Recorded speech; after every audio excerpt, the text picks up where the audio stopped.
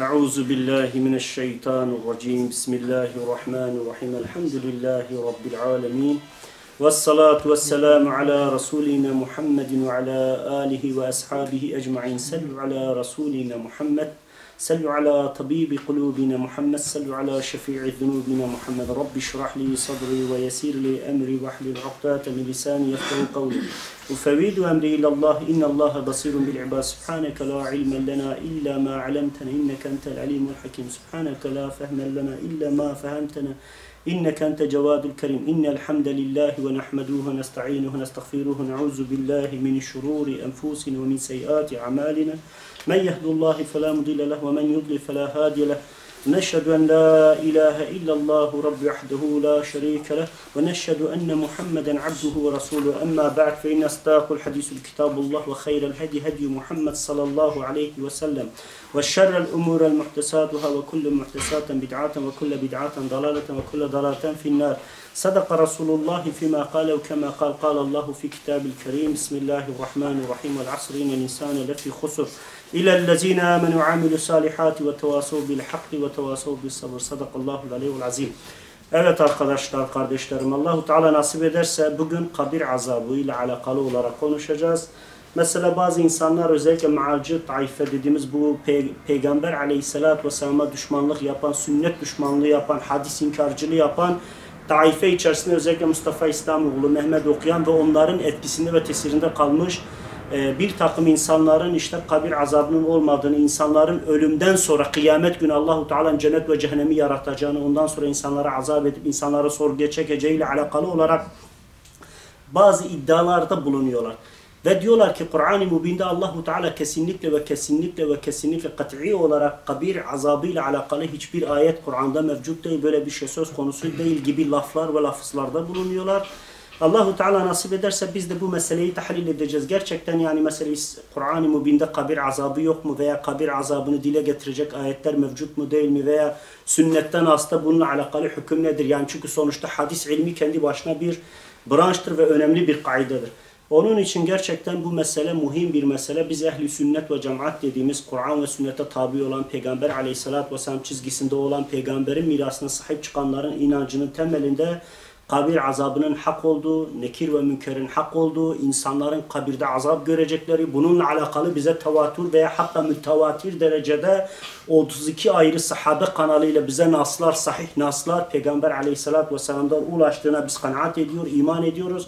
Bizim için hiçbir sorun yok. Biz kabir kavramını hatta ölüm anını, sekaratel mevt anında kişinin sorguya çekileceği kıyamet süreci, hatta o sürecin ötesine kadar insanın mahşere gitmeden önce kabir sorgusu, kabir azabı, kabirle alakalı her şeye kat'i inanıyoruz. Ama bazı insanlar ve bir takım sınıflar şimdi Kur'an ayetlerine meal olarak mana verdikleri için, kendi havalarına göre yorum koydukları için bunlar kalkıp diyorlar ki sümme aşağı kabir azabı diye bir azap yok. Bir insan sorguya çekilmeden, hakkında kesin ve kat'i hüküm oluşmadan Allahu Teala onun küfrünü veya imanını netleştirmeden kimseye azap edecek değil diyerek buna karşı çıkıyorlar. Hatta diyor ki Allahu Teala mesela Mehmet okuyan bunlar bu tarz şeyleri tarif ettiği zaman hatta diyor ki Allahu Teala yani olacak olanı mazi fiille anlatır. Hatta olacak olana kesin bir hükümle anlatır. Evet doğrudur. Allahu Teala olacak olanı kat'i olarak bildiriyor. Ama bazı ayetler vardır ki açık ve net olarak kabir azabını ve kabir sorgusunu ve kabir sürecinden sonraki süreci dile getirir. Bizim de amacımız, gayemiz bunu anlatmak. Neden? Yani mesela gerçekten Kur'an-ı Mübin'de böyle ayetler mevcut mudur? Allahu Teala Kur'an'da kabir hayatı üzerine, kabir azabı üzerine bunu açıkça dile getirmiş midir? Bunu dile getireceğiz. Çünkü dikkat ederseniz Peygamber aleyhissalatü vesselam'a nübüvvet geldiği zaman ilk 12 senesi Mekke döneminde kabirle alakalı, kabir hayatıyla alakalı Peygamber aleyhissalatü vesselam'dan hiçbir nas, hiçbir hadis bize ulaşmamıştır. Kabir hayatıyla alakalı meseleler nübüvvetten, yani nübüvvetin 12. senesinden sonra Peygamber aleyhissalatü vesselam, sahabe, tabi'in, sahabe topluluğu Peygamber aleyhissalatü vesselam'a tabi olanlar Medine'ye yerleştikten sonra burada kabir hesabı, kabir sorgusuyla alakalı Nebi aleyhissalatü vesselam Allahu Teala bana bildirdi. Mutlaka her ölen insan eğer imansızsa, münafıksa, fasıksa, zalimse kabirde azap göreceğini, ta kıyamete kadar da bu sürecin devam edeceğini söylüyor. Nitekim Kur'an-ı Mübin'de açık ve net olarak, yani mesela ehl-i sünnet ulemasının hadislere dayanarak Sahih Buhari'de ve Müslim'de özellikle mesela tefsir babı veya Kur'an-ı Kerim'in ayetlerinin esbab-ı nuzul bablarıyla alakalı ayetlerde, ayetlerin altında Nebi Aleyhisselatü Vesselam'dan bize ulaşmış hadislere dayanarak Kur'an-ı Mübin'i şerh ederler. Neden? Çünkü Hz. Ayşe annemize sordukları zaman Peygamber Aleyhisselatü Vesselam Allah'ın Resulü için ne demiştir? O yürüyen bir Kur'an'dır. O Kur'an'ın tefsiridir, beyanatıdır. Kur'an'ı açıklayan, Kur'an'ı insanın Allahu Teala'nın istediği tarzda anlayabileceği en mükemmel şekilde insana açıklayan, onun beyanatını en güzel şekilde bize ulaştıran, sünnet yoluyla ulaştıran Peygamber Aleyhisselatü Vesselam ilmidir. Onun için Allahu Teala öncelikle Mümin Suresi 45 ve 46. ayet-i kerimelerde özellikle Firavun ailesi derken hanımını kastetmiyoruz. Ona tabi olan, onun ilahlığını ve Rabliğini iddia eden ve aynı keza onun taraftarı olan, onun belamlığını yapan, onun uşaklığını yapanlarla alakalı olarak ayet-i kerimede onların sabah akşam ateşe, cehenneme değil de ateşe arz olunduklarını, sürekli azap içerisinde olduklarını, asıl Allahu Teala ayetin devamında ise onlar kıyametin kopacağından sonra daha şiddetli bir azaba götürüleceklerini bu konuda kesin ve kat'i söylüyor. Hatta tefsir ulemasının genel anlamı bu Müminin Suresi 45 ve 46. ayetin kesinlikle kabir azabını açık ve net olarak dile getirdiğini. Çünkü Allahu Teala mesela bazı ayetlerde de 2 azaptan bahsediyor. Bazen 3 azaptan bahsediyor. Ama ilk azapların kıyametten önce olduğunu söylüyor. Peki kıyametten önce Allahu Teala bir azaptan bahsediyorsa ve kıyametten sonra farklı bir azaptan bahsediyorsa o zaman bundan ne hüküm çıkarılabilir? Yani Allahu Teala sümme aşağı burada bir tezat mı, yani bu mealcilerin tabiriyle burada bir tezat mı oluşuyor, yoksa onları yalanlayan ayetler bunlar mıdır? İşte ondan dolayı Allahu Teala şöyle buyuruyor. فَوَقَهَ اللّٰهُ سَيِّئَاتِ مَا مَكَارُوا وَحَقَّ بِآلِ فِرْعَوْنِ سُوءَ الْعَذَابِ نَارُ يُعْرِضُونَ عَلَيْهَا غُدُوًّا وَعَشِيًّا وَيَوْمَ تَقُومُ السَّاعَةُ اَدْخِيلُ آلَ فِرْعَوْنِ اَشَدُ الْعَذَابِ diyor. Allahu Teala, Allah onun, yani onu derken Hz. Musa Aleyhisselam'dan haber veriyor. Onu onların hilelerinden ve kötülüklerinden ne yaptı? Korudu. Firavun ailesi derken Firavun'a tabi olan, yani onun taraftarı olan, onun tebaası olan, çünkü sonuçta yeryüzüne bütün zalimleri ayakta tutanlar kimdir? Onların yalakalarıdır, onların uşaklarıdır, onlara hizmet edenlerdir ki Allahu Teala burada Firavun'un ailesinden kastediyor, onun tebaası, yani etrafındaki topluluğu dile getiriyor. Diyor ki Firavun'un ailesini azabın en kötüsü kuşattı. Allahu Teala azabın en kötüsünün Firavun ailesi, taraftarları ve onun tabaasını kuşattığını وَالنَّارُ يُعْرِضُونَ عَلَيْهَا غُدُوَّ وَعَشِيَّ يَوْمَ تَقُومُ السَّاعَةُ اَدْخِيلُ آلِ فِرْعَوْنُ eşşedül azab diyor. Burada ise Allahu Teala devamında Firavun ve adamları sabah akşam ateşe atılırlar diyor. Sabah akşam kabirde azap içerisindedirler. Ayet-i kerime bu şekilde. Çünkü Nebi Aleyhisselatü Vesselam bu ayeti bu şekilde tarif ediyor. Kıyametin kopacağı güne denilir ki, o güne de Allahu Teala denilir ki, yani şöyle emredilir. Firavun ve hanedanı ateşin en şiddetli olanına koyun. En şiddetli azabı onları müstehak edin diyor.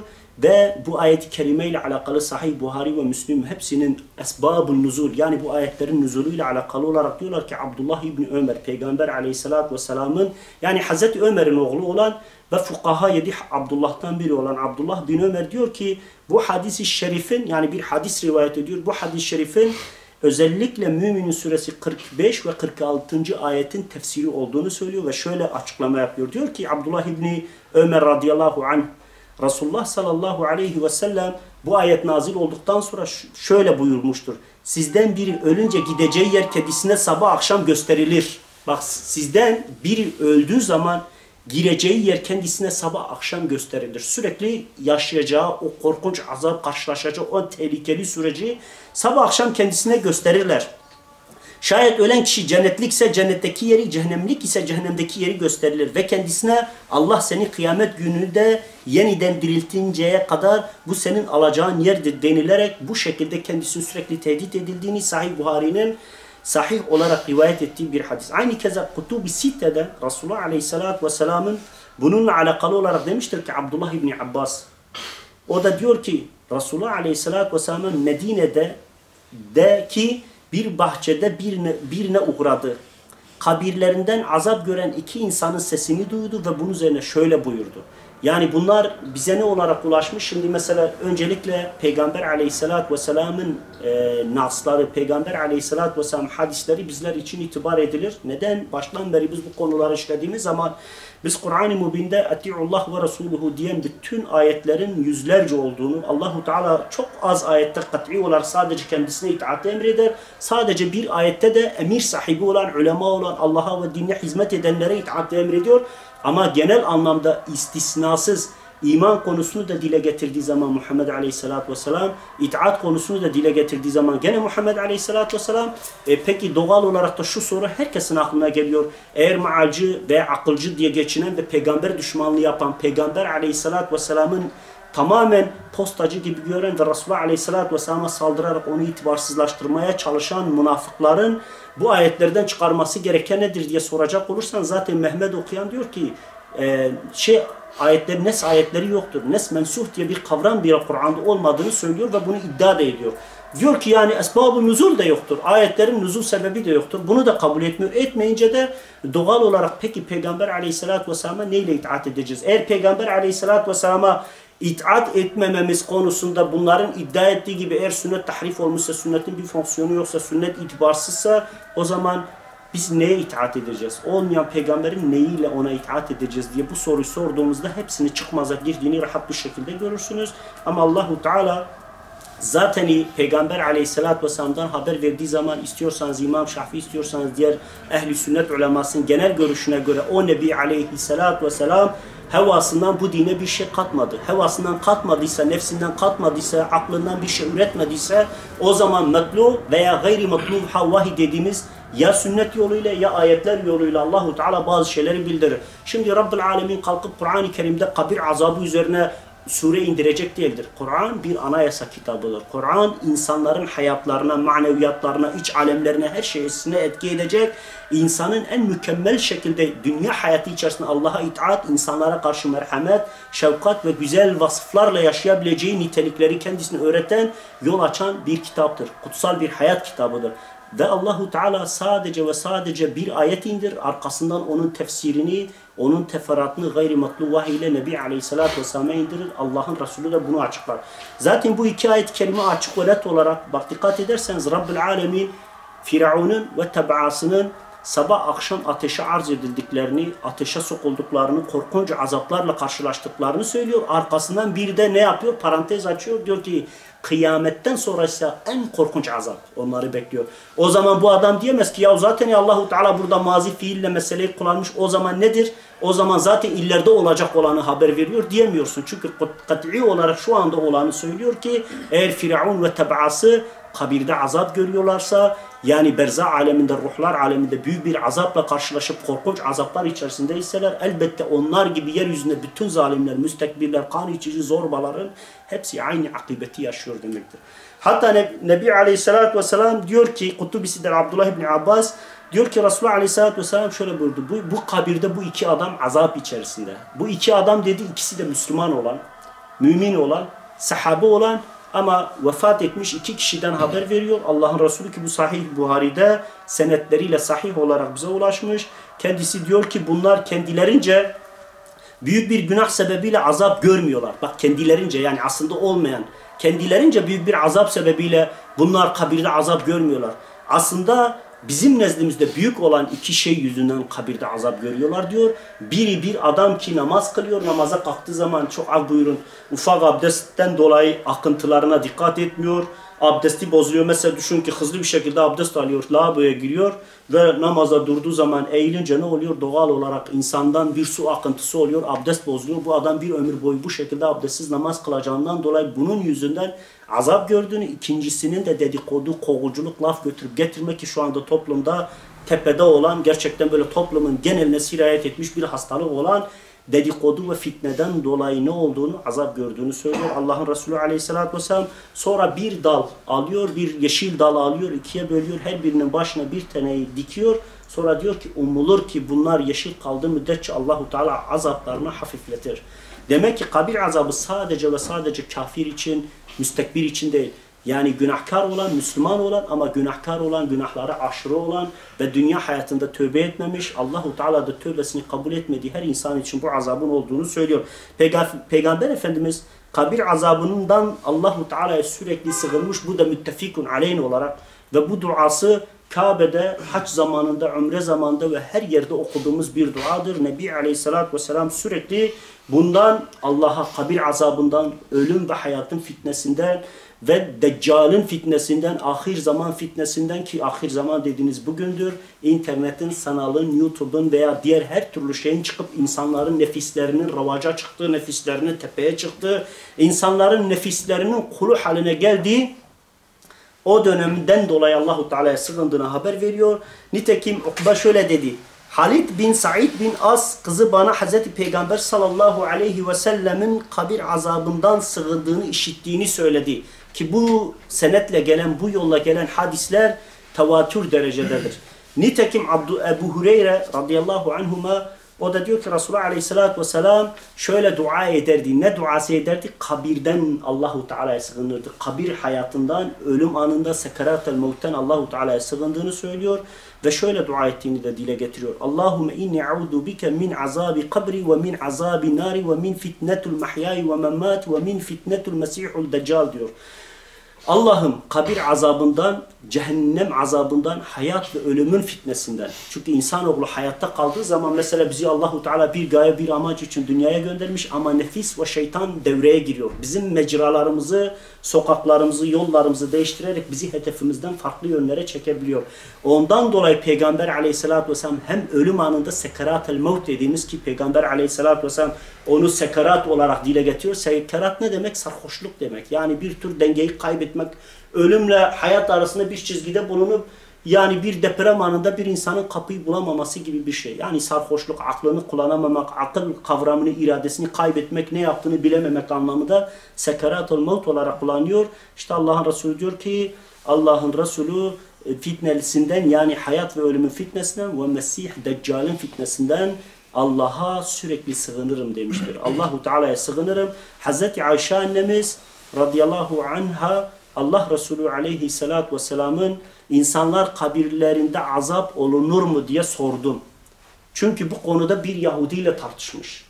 Çünkü şöyle bir şey söyleyeyim. Peygamber aleyhissalatü vesselam Hazreti Musa aleyhisselamın sünnetinin de ravisidir. Gerçi bu sapık mealciler, fitnebazlar, özellikle Mustafa İsyanoğlu ki o çakal, o Şia'nın devşirdiği Truvat'ı kalkıp diyor ki aslında İslam'da namaz da yok. Namaz Muhammed Aleyhisselatü Vesselam Yahudilerden öğrenip yaptığı, taklit ettiği bir şeydir diyor. Kalkıyor bunun gibi çok şeyleri inkar edebiliyor. Çünkü gerçekten şu bir gerçek ve hakikattır. Bak bunu hiçbir zaman unutmayın. Biz geçmiş sohbetlerimizde de şöyle dedik. Dedi ki kişi ilk önce Peygamber Aleyhisselatü Vesselam'ı sorgular. Sünnete saldırır, sünneti itibarsızlaştırır, sünneti kötüler, sünnete karşı düşmanlık besler. Sonra sünnetle bağı bitip ayetlere ve meale gelince İslam'ı sorgulamaya, dini sorgulamaya, en sonunda Yaşar Nuri Öztürk gibi kalkıp ne diyecek? Ya Allahu Teala'ya hamdolsun, dinler şirktir, küfürdür, sapıklıktır. Dinler bize ne kazandırdı? Ben dinsizlikle şereflendim, deist oldum diyebilecek kadar aşağılanabiliyor, diyebilecek kadar Allah'ın dinine asi olabiliyor. Şeytanın oyunun içinde, oyun tuzağının içinde tuzağına düşerek hem dinini, hem ahiretini, hem bütün geçmiş amelini, her şeyini zayi ederek bir kafir, bir zındık olarak ölebilir. Ama emin olun ki bütün mealcilerin sonu da budur. Bütün peygamberi sorgulayan, sünnete saldıran, hatta geçen gün Mustafa İsyanoğlu bir tane videosunu izledim, kalkmış kendisi peygamber düşmanlarıyla alakalı konuşuyor ama kendisinden haberi yok. Diyor ki ya o deistler peygamber düşmanlığı yapılan hey aşağılık yarattık. Zaten bu deizmin kaynağı senin gibi sapıklar, senin gibi sünnet düşmanları. Peygamber Aleyhisselatü Vesselam'a saldırıp peygamberi itibarsızlaştırdığınız zaman sonuç ne oluyor? Bu insanlar kalkıyor bu sefer Allah'ın ayetlerine, sonra dinlere, peygamberlere, her şeyi inkara kalkışıp her şeyi kökten bitirmenin yollarını arayabiliyorlar. Hazreti Ayşe radıyallahu anhuma diyor ki, radıyallahu anha diyor ki Resulullah Aleyhisselatü Vesselam insanlar kabre girdikleri zaman azap görürler mi diye sordum. Allah'ın Resulü sallallahu aleyhi ve sellem evet kabir azabı vardır buyurmuştur. Hazreti Ayşe farklı bir senette de şöyle der. Bundan sonra Allah Resulü sallallahu aleyhi ve sellem yani bu duasını dile getiriyor. Resulullah aleyhissalatü vesselam sürekli kabir azabından Allah'a sığınmadığı hiçbir namazın önünü ve arkasını görmedim. Yani hangi namaza Allah'ın Resulü durduysa, hangi namaza durduysa, hangi namazı bitirdi, o dediğimiz müekkedde sünnet olan tesbihatları yaptıysa, arkasından Allahümme inni auzu bike min azabi kabri ve min azabi nari ve min fitnetul mahyai ve memati ve min fitnetul mesihul deccal duasını okumuştur. Yani o kadar ki Resulullah Aleyhisselatü Vesselam kabir azabından Allah'a sığınmış ki kendisi peygamberdir, Resul'dü. Allahu Teala'nın kendisine her türlü günahını, her türlü, yani günah demeyeyim de her türlü hatasını bağışladığı, pak temiz olan bir insan olduğu halde bu şekilde korku ve endişeleri varsa bizim gerçekten kara düşünmemiz lazım. Nitekim bu Resulullah Aleyhisselatü Vesselam'ın bu duayı okuduğunu ve sürekli kabir azabından Allah'a sığındığına dair Buhari Cuma 986, 988, 989, 991, 996, 998, Cenahis 1283'te, Beddül Halk 2964, Tefsirul Kur'an'da 4280, 4258, Nikah 4820'de, Davet 5889'da, Eymen 6141'de, Müslüm'ün Kusuf 1499, 1501, 1502, 1504, 1506, Tirmizi'nin Cuma 514'te, Nesai'nin Kusuf'ta 1453'te, 55'te, 57'de ve 1459'da, Ebu Davud'un Salat 995'te, 997'de, İbn-i Mecah'in İkametü Salah 1253'te, İbn-i Ahmed bin Hanbel'in Baki Müsteddil Ensar 2290, 22.917, 23.048, 23.133, 23.333, 23.379, 23.432, 23.553 ve vesaire vesaire. Malik Nida'da, İmam Malik Muvattası'nda Nida'da ve Darimi ve diğerleri hepsi, bak bütün bunlar bu hadisleri, yani Resulullah Aleyhisselatü Vesselam kabir azabının olduğunun, hak olduğunu ve kabir azabının mutlaka her zalimin, her münafıkın, her fasıkın, her Allah'a ve Resulüne isyan edenin karşılaşacağı bir azap olduğunu söylüyorlar. Ve bu konuda ne dedik arkadaşlar başta? Hakkında en çok hadis rivayeti bulunan ve hakkında en çok ravinin rivayet ettiği konuların başında ne geliyor? Kabir hayatı geliyor. Bununla alakalı 32 ayrı sahabeden, 32 ayrı kanaldan tevatür veya mütevatir derecede kat'i naslar vardır. Allahu Teala ve ma yentiku anil hava in huve illa vahyu yuha derken, o peygamber hiçbir şey havasından konuşmaz. Onun konuştuğu mutlak vahidir. Hz. Muhammed Aleyhisselatü Vesselam nefsinden konuşmaz. Peygamber nefsinden olan bir şey din diye size anlatmaz. Veya Yahudilerden, Hristiyanlardan veya Zerduşlardan veya başka dinlerden bir şey, bir ibadet çalıp da bu da Allah'tandır demez ki sümme aşağı böyle bir şey iddia etmek Allah'a ve Resulüne hakaret, Allah'a ve Resulüne ihanet, Allah'a ve Resulüne iftiradır, başka bir şey değildir. Nitekim bu okuduğumuz hadis-i şerifler, bu başta söylediğimiz Müminin suresi 45 ve 46. ayeti kerimelerin neyidir? Şerhi ve açıklamasıdır. Yani bu ayetlerden sonra Buhari ve diğerleri bu ayetlerin nüzulünden sonra Nebi Aleyhisselatü Vesselam'ın bunu söylediğini açık ve net olarak söylüyor. فَوَقَّاهَا اللّٰهُ سَيِّئَاتَ مَا مَكَارُوا وَحَقَّ بِآلِ فِرْعَوْنُ سُوءَ الْعَذَابِ النَّارُ يُعْرِضُونَ عَلَيْهَا غُدُوًّا وَعَشِيًّا وَيَوْمَ تَقُومُ السَّاعَةُ وَادْخِلُوا آلِ فِرْعَوْنَ أَشَدُّ الْعَذَابِ. Bu ayetlerden sonra Nebi Aleyhisselatü Vesselam bunu zikrettiğini, bunu dile getirdiğini söylüyor. Hatta ulema Tekasur suresinin de kabir hayatını ve kabir sürecini ve kıyamet sonrası ve cehennem ve sırat meselesini dile getirdiğini haber veriyorlar. Açık ve net olarak ulema diyor ki böyle. Hatta Tirmizi ve Teberani de diyorlar ki Nebi Aleyhisselatü Vesselam kabir ya ateş çukurlarından bir çukur ya cennet bahçelerinden bir bahçeye döner diye rivayet etmişlerdir. Hatta Ez-Zabidi Tecrid-ü Sahih'te şöyle demiştir. İnsan öldükten sonra kabre konulunca Nekir ve Münker adında iki melek kendisine gelecek. Men Rabbuke, Rabbin kim? Ve men nebiyuk, senin peygamberin kim? Ve men dinuk, ve senin dinin nedir? Buna benzeyen sorular soracak. Muhakkak ilk sorgu orada başlayacak. Kişi eğer müminse bunlara cevap verecek. Eğer zalim, münafık, fasık, İslam'ın düşmanı, zaten biliyorsunuz münafık kimdir? Münafık Allah katında kafir olan, bizim nezdimizde Müslüman olan kimsedir. Biz münafığın kalbini bilmediğimiz için, hatta Allah'ın Resulü de münafıkların kalbini bilmediği için Allahu Teala Nebi Aleyhisselatü Vesselam sen onların kalbini bilmesin ama Allah onları biliyor diyor. Ve onlar için çok korkunç kabir azabının, kabirden sonra da ebedi bir cehennem azabının olduğunu söylüyor. Hatta şeytanın bile düşmeyeceği terekeye, dereceye onların düşeceğini haber veriyor. Neden? Dinin içerisinde İslam'ı yozlaştırma, İslam'ı bozma, tahrif etme hareketleri olarak dile getiriyor. Bunu da bu şekilde bildiriyor. Ezebidi diyor ki teceridi sarihte bu şekilde dile getiriyor. Nekir münkerin mutlaka insanı sorgudan geçireceğini ve mutlaka bu soruları soracağını, bir de en önemlisi Şafii, Hanifi, Maliki ve Hanbeli ve İslam hukukunun geneli ve cumhuru sahabe topluluğunun geneline göre kabir hayatı ve kabir azabı ve sekaratul mevt, yani Azrail'in can alma anı ve Azrail aleyhisselam can aldığı zamanki aralarında geçen konuşmalar bile Kur'an ayetleriyle sabittir. Hatta sizi cehenneme sürükleyen, sizi Allah'ın azabına müstahak eden nedir? Onlar ne diyeceklerdir? Biz namaz kılanlardan değildik. Biz işte yetimi doyurmaz, batıla dalanlarla beraber dalardık diyerek ne için azap gördüklerini, ne için kabirde ağır bir sorgudan geçtiklerini de bu şekilde dile getiriyorlar. Tekasur suresinde ise ayet-i kerimede Allahu Teala şöyle buyuruyor. Gene hem Mekke müşriklerinden, hem münafıklardan hem de müminlerden haber veriyor. Ama alimler onu tefsir ettiği zaman insan anlıyor. Elhâkumut tekâthur hattâ zurtumul mekâbir. Çoklukla övünmek sizi kabirlere varıncaya, ölüm size ulaşıncaya kadar oyaladı diyor. Yani bu ayet-i kerimede Allahu Teala elhâkumut tekâthur hattâ zurtumul mekâbir. Çoklukla övünmek, eski Mekke müşrikleri aileleriyle, akrabalarıyla, genişlikleriyle övünür.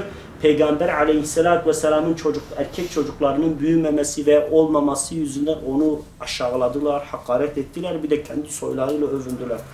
Kella sevfe ta'lemun, thumme kella sevfe ta'lemun. Kella lev ta'lemune ilmel yakin, letera'ûnel cehîm.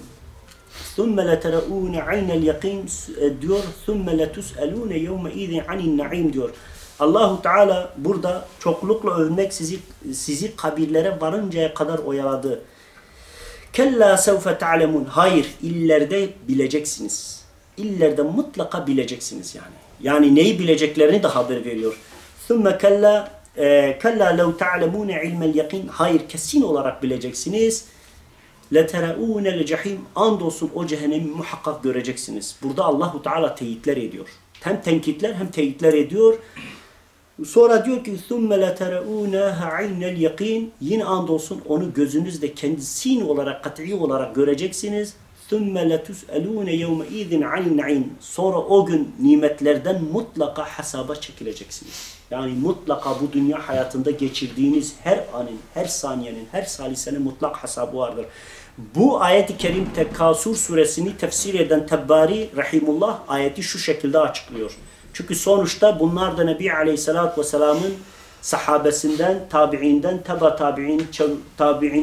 tabi'inden ve bu silsile yoluyla bize kadar bu sistem ulaşmıştır. Bir kısım tefsir alimleri Tekasur suresinin kabir azabını açıkça haber verdiğini beyan ederler ve şöyle derler. Tebbari kabirleri ziyaret edinceye kadar kısmını oraya defnedilinceye kadar diye tefsir eder ve bu ayeti kabir azabını kabul edenlerin sıhhat, yani görüşünün sıhhatine delil olarak kabul eder. Sıhhat derken yani kesinlik olarak, yani kesinlikle bu insanlar doğru söylüyor. Neden? Çünkü bu ayet bunu açık ve net olarak delillendiriyor. Zira Allahu Teala çokluk yarışıyla oyalanan kimseleri tehdit ederek kabre girdiklerinde kendilerine neyi beklediğini öğreteceklerini de açık ve net olarak bildiriyor.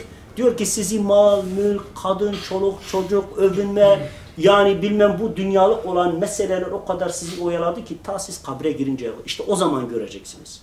O zaman Allah'a isyan etmenin bedelini ve hesabını ağır ödeyeceksiniz. O zaman peygamber düşmanlığının bedelini, hesabını ağır ödeyeceksiniz. O zaman Allah'ın dinini ve peygamberin sünnetine ihanetin bedelini ağır ödeyeceksiniz. O zaman Allahu Teala'ya kalu belada verdiğiniz sözünüzden dönmenin bedelini ağır ödeyeceksiniz diye bunu net olarak şu şekilde dile getiriyor. Ve bu bir tehdit olarak kabul ediyor diyor.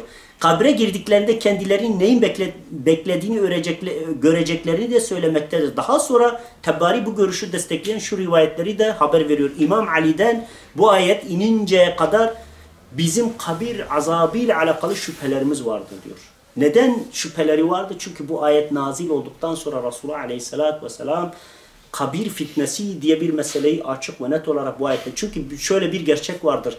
Muhammed Aleyhisselatü Vesselam böyle canı sıkılınca bir ayette bir mealcinin sümme aşağı bir akılcının kalkıp aklına ve hevasına göre onu yorumlaması söz konusu değil. Muhammed Aleyhisselatü Vesselam her nazil olan ayetle alakalı mutlak söyledikleri, sahabeye bildirdikleri gayri matlu vahiy dediğimiz yani Cibril-i Emin'in Allahu Teala'dan Kur'an dışında getirdiği vahiy ile kendisine açıklanmasıdır. Hem bu Kur'an'da açık delillerle yüzlerce delili mevcut. Aynı keza şöyle bir durum da var. Sünnetin gerçekten anayasal niteliği konusunda ne Şafii mezhebinin, ne Hanifi mezhebinin, ne Hanbeli, ne Maliki mezhebinin hiçbir mezhebin şüphesi bulunmamaktadır. Çünkü sünnet Kur'an kadar anayasadır.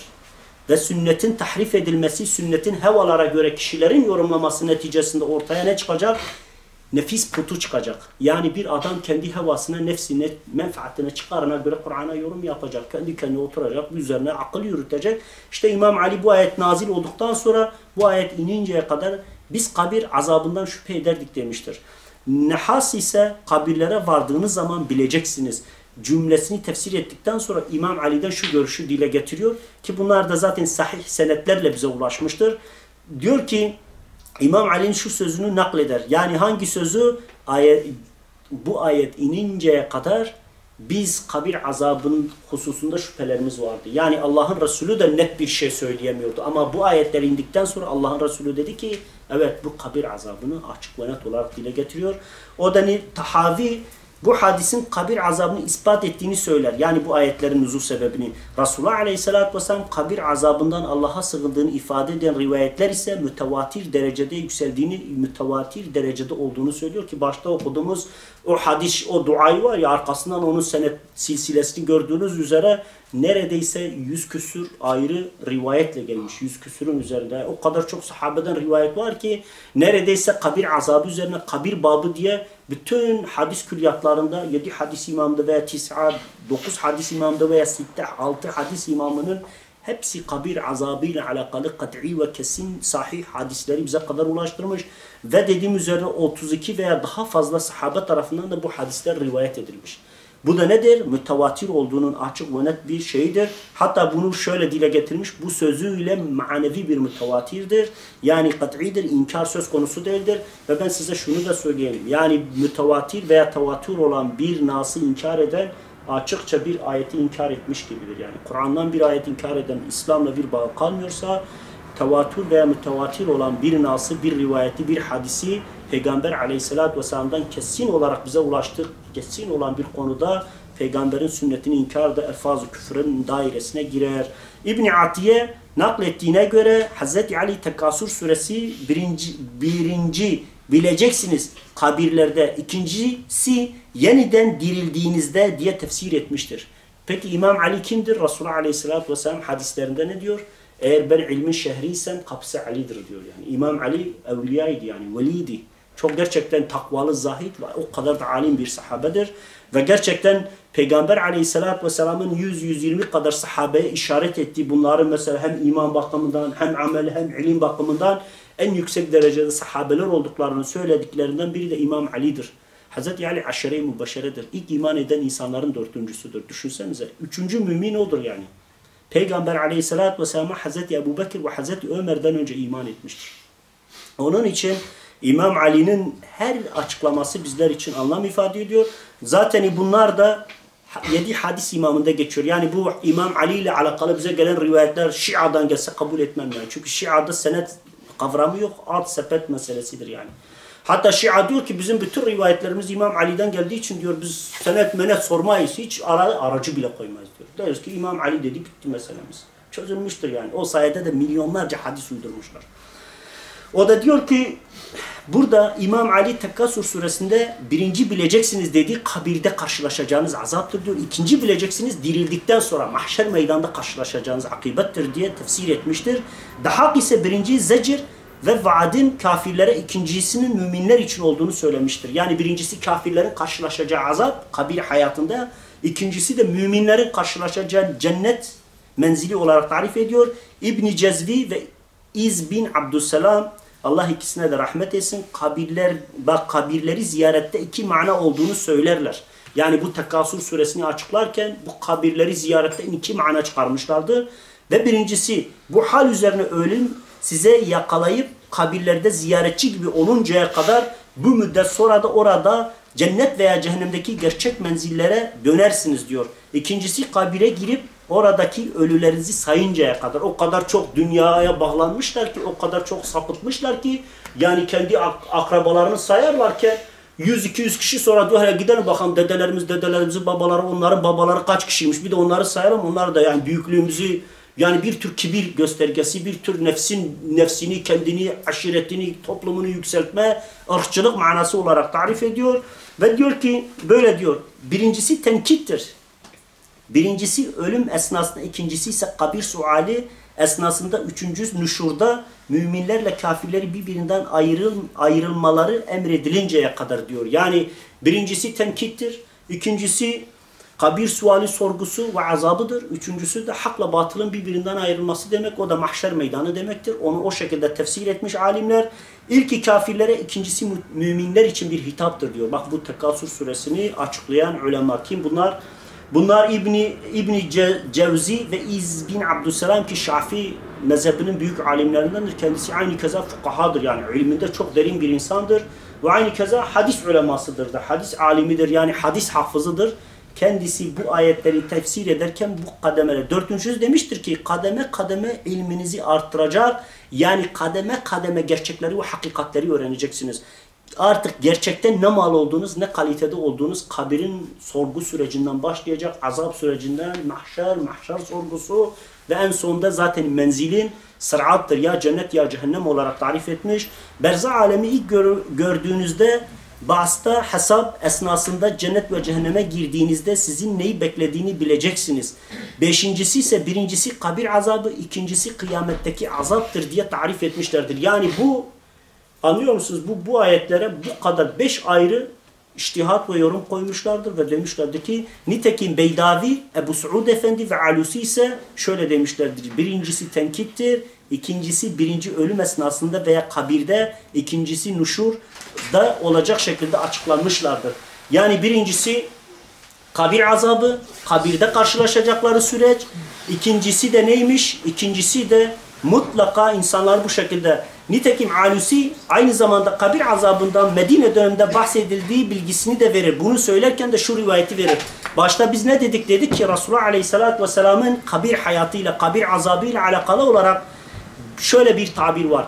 Mekke döneminde Allahu Teala tamamen kıyamet süreci, ölüm ve ölümün şiddetiyle alakalı konuşuyor ve sürekli insanların karşılaşacağı akıbet, cennet veya cehennem. Buna benzeyen her şeyi dile getiriyor. Bu konuda da uyarılarda bulunuyor. Ama ikinci bir husus diyor ki, burada şöyle bir durum da var.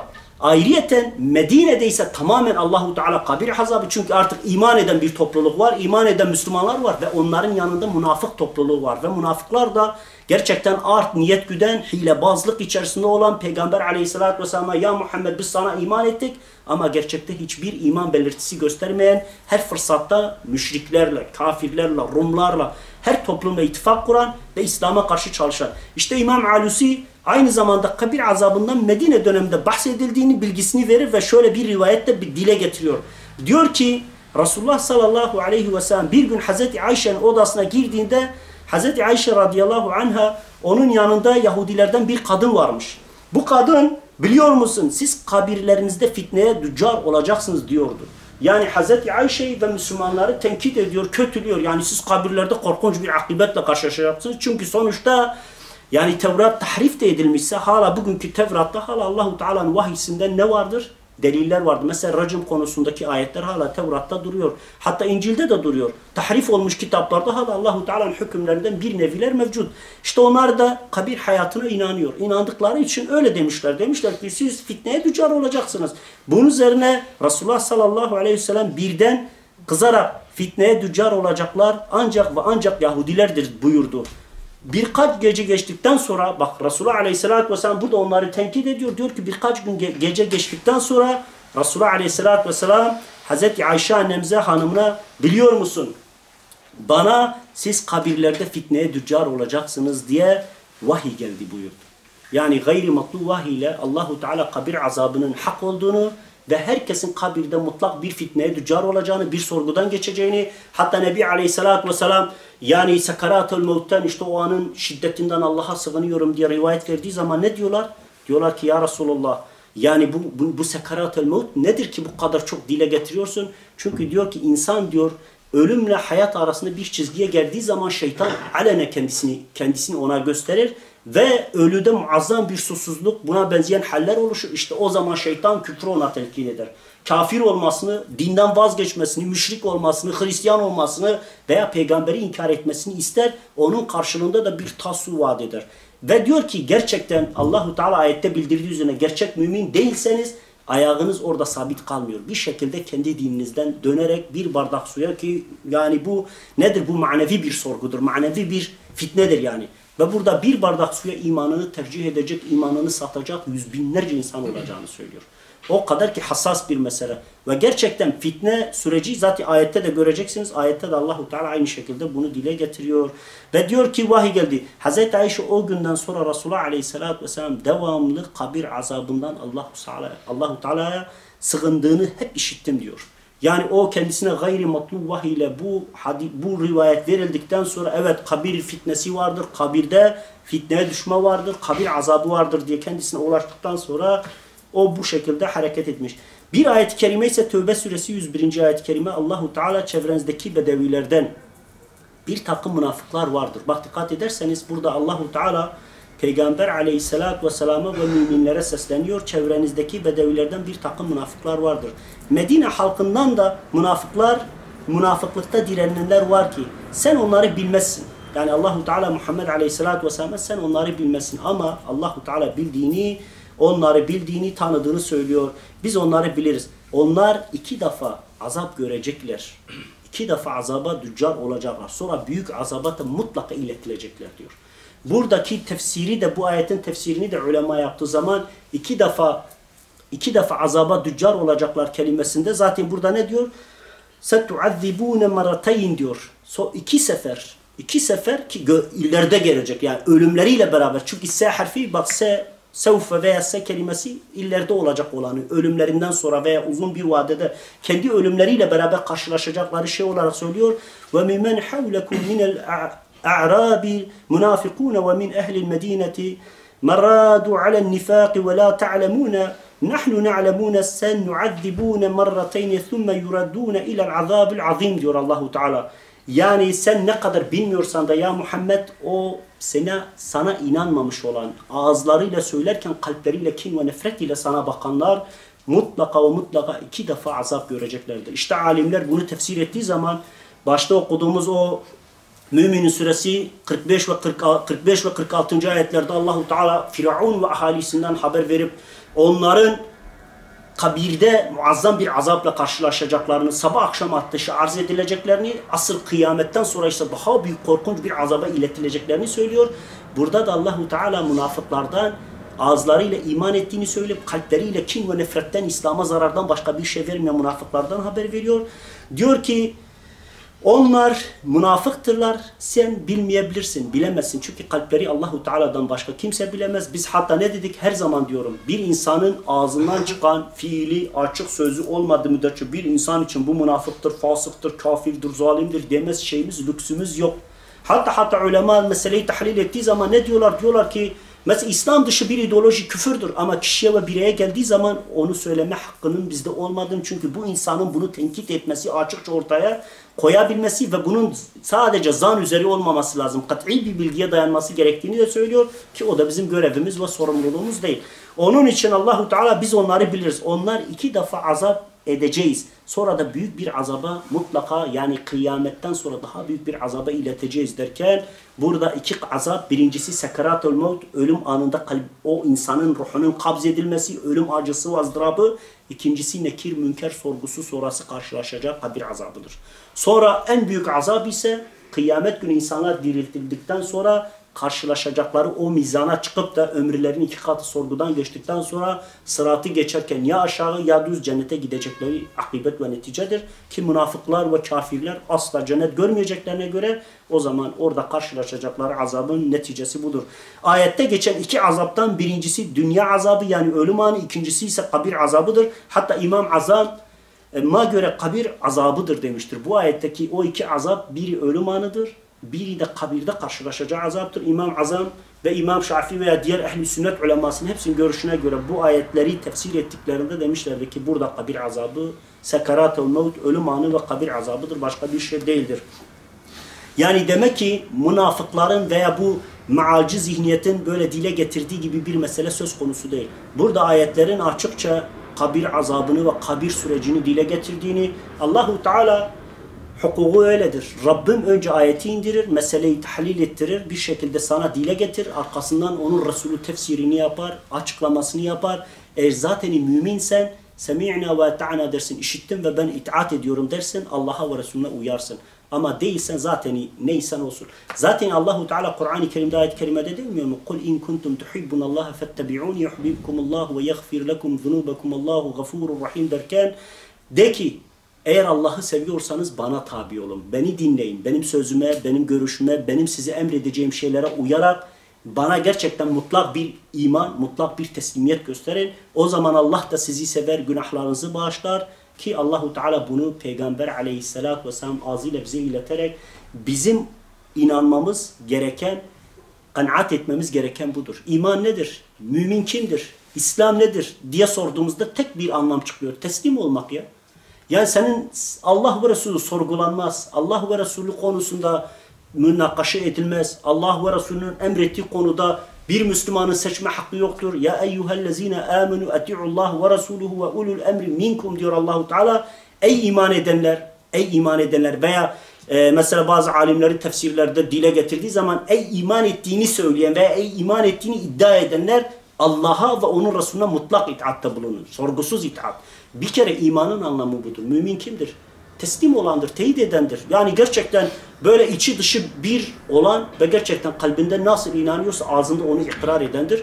Eğer o zaten yoksa münafıklığı vardır. Ondan sonra ve ulul emri minkum ve sizden olan Allah'a ve Resulüne itaat eden, Kur'an'a ve sünnete tabi olan emir sahipleri, ilim sahipleri, alimler, cemaat, ulema, camia kim olursa olsun Allah'a ve Resulüne itaat ediyorlarsa, ehli bid'a değillerse, sapık değillerse, sapkın bir görüşe sahip değillerse onlara da itaat edin diyor. Gördünüz mü? Allah şer koyuyor. Bak Allah ve Resulü konusunda kat'i hüküm veriyor ama emir sahipleri konusunda vav harfi ayırıyor yani. Burada bir şey veriyor ve sizden olan, yani sizin gibi düşünen kemalist olmayacak, layık olmayacak, deist olmayacak, maalist olmayacak, bid'atçı olmayacak, hurafeci, uydurmacı olmayacak. Allah'a ve Resulüne mutlak itaat edecek. İmam Şafii gibi, İmam Ebu Hanife gibi, Ahmed bin Hanbel ve İmam Ali gibi, Hacer el-Eskalani, İmam Nebevi gibi olacak diyor. Böyle bir adam olursa itaat edin diyor. Çünkü o mutlak sizi Allah ve Resulüne götürecek olan yolu gösterir. Onun için gerçekten bunlar çok önemli. Nitekim Tur suresi 47. ayet-i kerimede de o gün ne tuzakları onlara bir fayda verir ne de bir yardım görürler. O zalimler için şüphesiz bundan başka azap vardır. Fakat onların çoğu bilemezler. Ayet-i kerimede ve inne lillezine zalamu azaben yudune zalike velakin ekteruhum la ya'lemun diyor ayet-i kerimede. O gün ne tuzakları ne şeyleri, hiçbir şeyleri kendisine hiçbir fırsat vermeyeceğini, hatta bu ayet-i kerimeyi yani bu Tur suresi 47. ayeti tefsir ettiği zaman İmam Azam Ebu Hanife Fıkhul Ekber'de ayette başka azap da vardır. İmam Azam'a göre bu kabir azabıdır.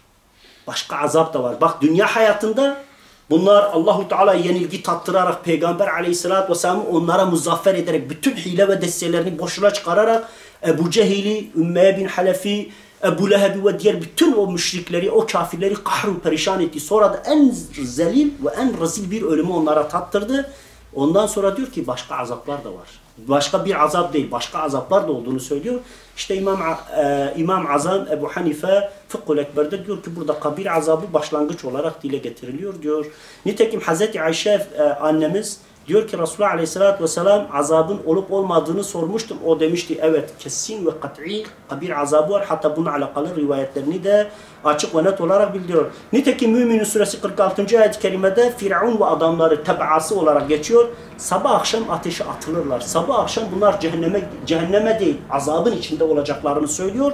Sonra Allahu Teala ne diyor? Kıyamet kopacağı günde denilir ki Firavun hanedanı ateşin daha korkunç olanı, daha ağır olanı ve en şiddetli olanına sokun. Yani Allahu Teala emir de verdiğini dile getiriyor. Yani burada iki azaptan açık ve net olarak haber veriyor. Biri ölüm sürecinden sonra başlayan yani kabir hayatı, kabir azabı dediğimiz Peygamber Aleyhisselatü Vesselam'dan mütevatir olarak bize ulaşmış olan kabir azabı. İkincisi nedir? Kabirden sonraki mahşerden sonra karşılaşacak korkunç akıbet olarak dile getiriyor. Nitekim İbrahim suresi 27. ayet-i kerimede kabir azabından bahsettik ya, dedik ki birincisi sekaratel mevttir, ölüm anıdır. Hani şeytan gelip insanlara teklif getirip hadi gel imanından vazgeç bir bardak su iç diyor ya. İşte bununla alakalı olarak Allahu Teala İbrahim 27'de şöyle buyuruyor. Allah iman edenlere bu dünya hayatında da ve ahiret hayatında da sözleri üzerine sabit tutar. Yani eğer o insan müminse, gerçekten iman etmişse şeytan o teklifle geldiğinde de o sözünde duracak. O sözünden geri adım atmayacağını açık ve net olarak bildiriyor. Nitekim Ali İmran 163. ayet-i kerimede şehitler için Allah'ın dini uğruna fisebilillah can veren şehitler, İslam'ın müdahfası için uğruna şehitler için ne diyor?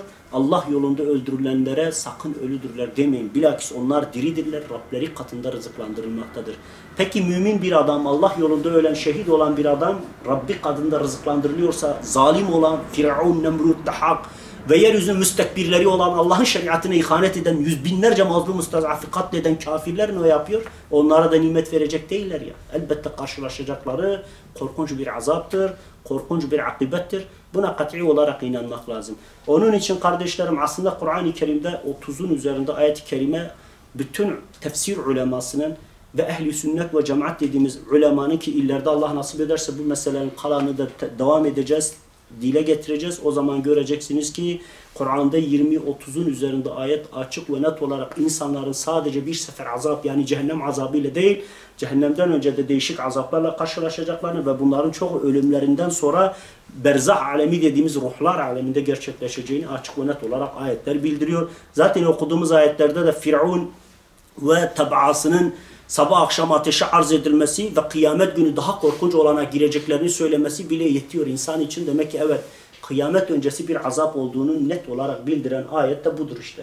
Onun için gerçekten yani böyle bu çevremizde sünnet düşmanlığı yapan, Peygamber Aleyhisselatü Vesselam sünnetini itibarsızlaştırma gayretleri içerisinde olan, kalkıp Allah'ın ayetlerine kendi mantıklarına ve akıllarına arz eden, ona göre yorumlar yapan, ona göre bu helaldir, bu haramdır, bu doğrudur, bu batıldır diyen insanlara asla ve asla itibar etmemek lazım. Daha önemlisi İslam uleması diyor, bid'at olan, hurafe olan, yani Kur'an ve sünnete tabi olmayan, hakka tevhide tabi olmayan insanlardan ve görüşlerden ve fikirlerden ve kişilerden imtina etmek, uzak durmak lazım. Çünkü gerçekten yani iyi insan aynı kokucuya benziyor. Böyle misk parfüm satan adamın şeyidir. Resulullah Aleyhisselatü Vesselam iyi insan ona benzer. Siz onun yanına vardığınızda eğer onun kokusu size sirayet etmezse o koku size de siner. Siz de o kokudan alır, ondan istifade edersiniz. Size artısı olur. Ama kötü insan neye benzer? Körükçünün, bu böyle demir pis işlerde çalışan körükçüler olur veya lahamcılarda lagam işiyle uğraşan pis kokular içerisinde böyle necaset içinde hayat sürenlerin durumuna benzer ki siz onlara yaklaştığınız zaman onların o pisliği size de sirayet eder. Ondan dolayı Resulullah Aleyhisselatü Vesselam kişi arkadaşının dini üzerinedir. Elimizden geldiği kadar sosyal medyadan özellikle şunu merak etmeyin, bunu merak etmeyin, şu alim, bu hoca falan kimse hiç merak etmeyin. Çünkü ben size bir şey söyleyeyim. İnsanın akıl ile şetmi ayırması zor bir şeydir. Bir insanda ilim yoksa akıl ve şetim, yani akıl nedir? Akıl Allahu Teala'nın verdiği iradedir. Şetim ise şeytanın fısıldaşmalarıdır. Onları ayırt etme şansı yok. O zaman dinlersin bir sapığı, ya dersin ola bu konuda doğru söylüyor. Zaten ilk ipin ucunu verdin mi daha şeytan senin peşini bırakmayacak. Seni bir günde, bir ayda, bir senede bozmayacak. Seni 20 senede deist yapacak. 30 sene sonra bir bakacaksın peygamber düşmanı, din düşmanı, Allah'a ve Resulüne harp ilan etmişsin.